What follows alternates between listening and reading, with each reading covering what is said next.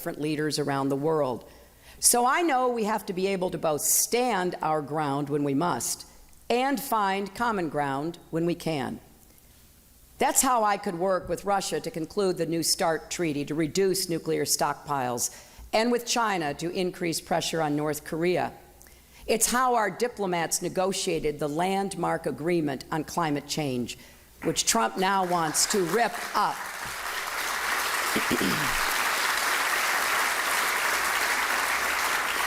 The key was never forgetting who we were dealing with. Not friends or allies, but countries that share some common interests with us amid many disagreements.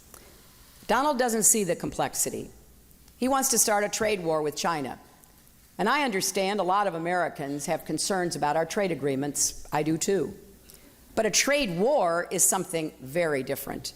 We went down that road in the 1930s. It made the Great Depression longer and more painful. Combine that with his comments about defaulting on our debt, and it's not hard to see how a Trump presidency could lead to a global economic crisis. And I have to say, I don't understand Donald's bizarre fascination with dictators and strongmen who have no love for America. He praised China for the Tiananmen Square massacre. He said it showed strength. He said you've got to give Kim Jong-un credit for taking over North Korea, something he did by murdering everyone he saw as a threat, including his own uncle, which Donald described gleefully like he was recapping an action movie. And he said if he were grading Vladimir Putin as a leader, he'd give him an A. Now, I will leave it to the psychiatrist to explain his affection for tyrants.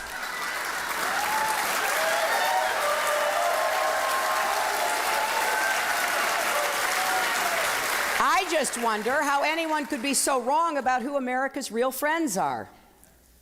Because it matters. If you don't know exactly who you're dealing with, men like Putin will eat your lunch. Now, fifth, we need a real plan for confronting terrorists. As we saw 6 months ago in San Bernardino, the threat is real and urgent.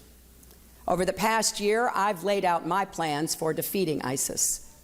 We need to take out their strongholds in Iraq and Syria by intensifying the air campaign and stepping up our support for Arab and Kurdish forces on the ground.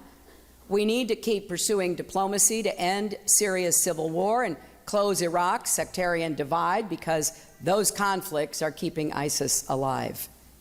We need to lash up with our allies and ensure our intelligence services are working hand in hand to dismantle the global network that supplies money, arms, propaganda, and fighters to the terrorists.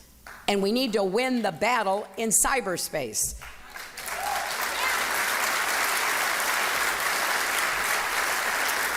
And of course, we need to strengthen our defenses here at home. Now that, in a nutshell, is my plan for defeating ISIS. What's Trump's? Well, he won't say. He's literally keeping it a secret. The secret, of course, is he has no idea what he'd do to stop ISIS. Just look at the few things he's actually said on the subject. He actually said, and I quote, "Maybe Syria should be a free zone for ISIS." Oh, okay. Let a terrorist group have control of a major country in the Middle East.